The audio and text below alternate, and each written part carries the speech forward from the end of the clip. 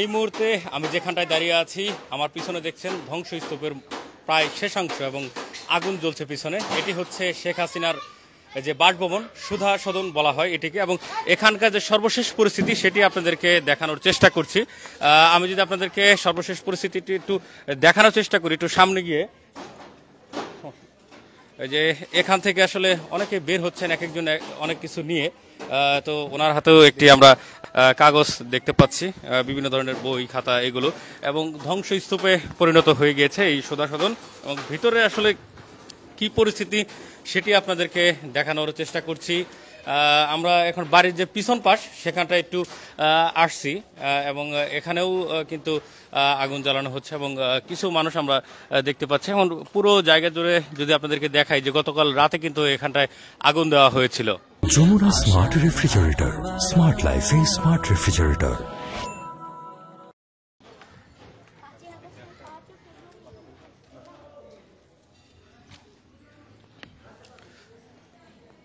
আপনাদেরকে একটু দেখানোর চেষ্টা করি।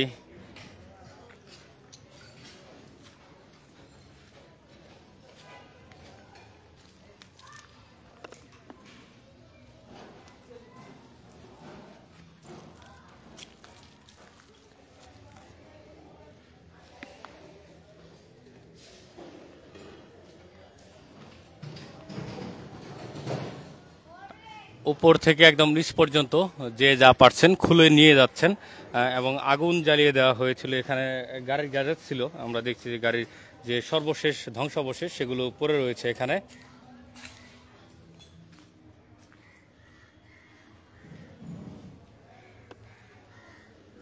ভিতরের পরিস্থিতি আপনাদেরকে একটু দেখানোর চেষ্টা করি। এটি ছিল সেই শেখ হাসিনার বাড়ি, যেটিকে সুধা সদন বলা হয়।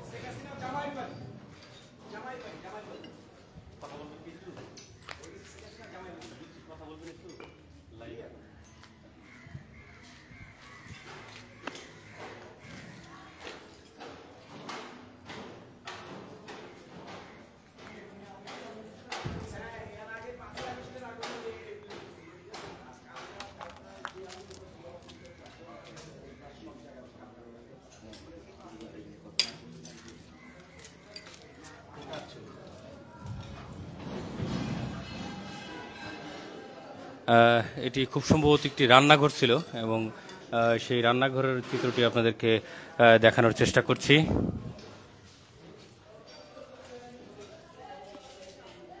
পুরো বাড়ি জুড়ে ধ্বংসের শেষাংশ এখানটায় আমাদের চোখে পড়ছে।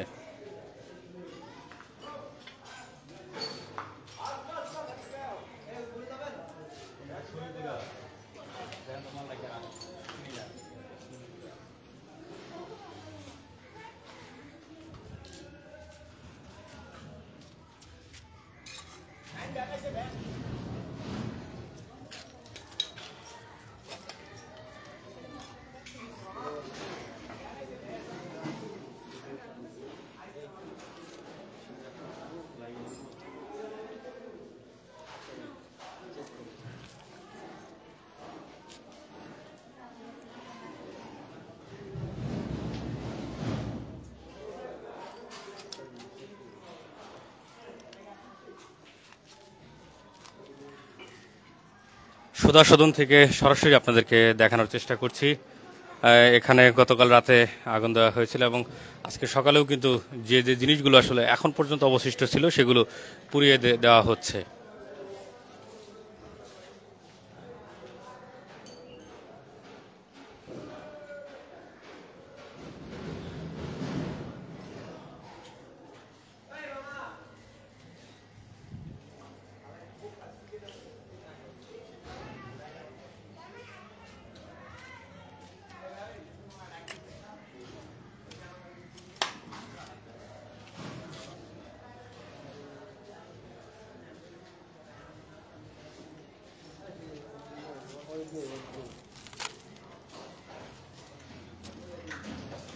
আমরা ঘরের ভিতরের পরিস্থিতি আপনাদেরকে দেখানোর চেষ্টা করছি।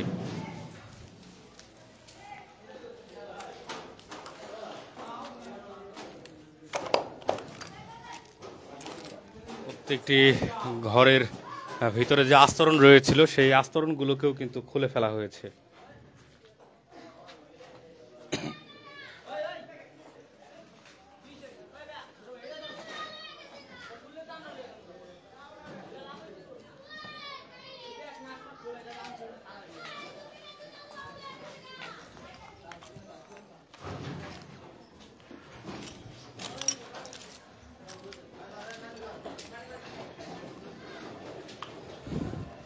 শেখ হাসিনার বলা হতো যে এই জায়গাটাতে সে এসে থাকতো, তো সেই বাড়ি থেকেই সর্বশেষ পরিস্থিতি আপনাদেরকে দেখানোর চেষ্টা করছি।